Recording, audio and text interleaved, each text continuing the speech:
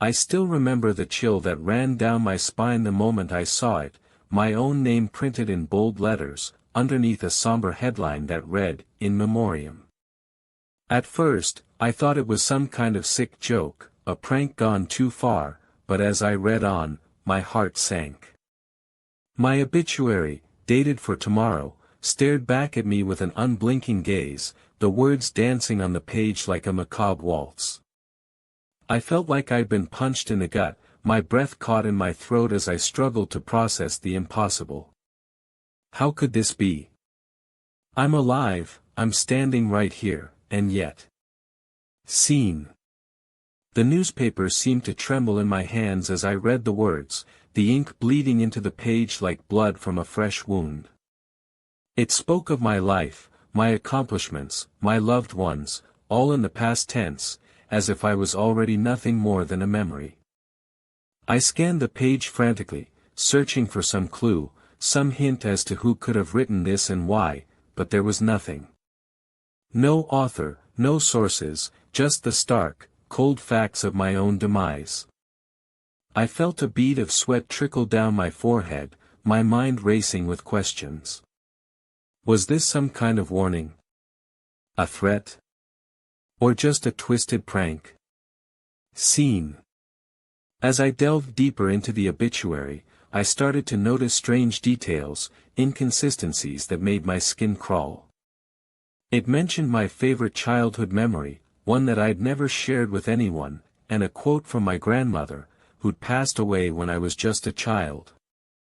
It was as if the author had access to my innermost thoughts, my deepest secrets. I felt like I was being watched, like unblinking eyes were trained on me, waiting for me to make my next move. The room seemed to grow darker, the shadows cast by the flickering lights twisting into menacing shapes on the walls. I knew then that I had to get to the bottom of this, to uncover the truth behind my own obituary.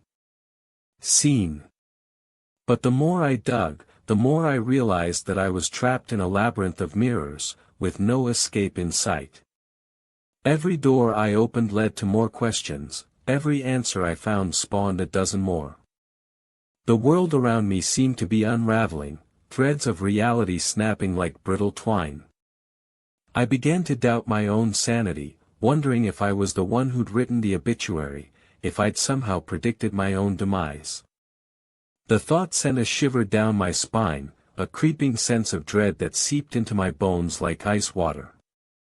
And then, the unthinkable occurred to me, what if tomorrow really is my last day? What if this is more than just a prank, more than just a twisted game? Scene. As I stand here, the clock ticking away with relentless precision, I'm left with only one haunting thought: will I make it through the night, or will I become just another statistic, a name in a newspaper, a memory to be forgotten? The darkness closes in around me, a suffocating shroud that threatens to consume me whole. And I'm left to wonder, will anyone even notice when I'm gone? Or will my obituary be nothing more than a prophecy, a grim prediction of a fate that's already been sealed? The silence is deafening, a heavy blanket that suffocates me, and I'm left to face the unthinkable. Tomorrow, I may not be here to tell the tale.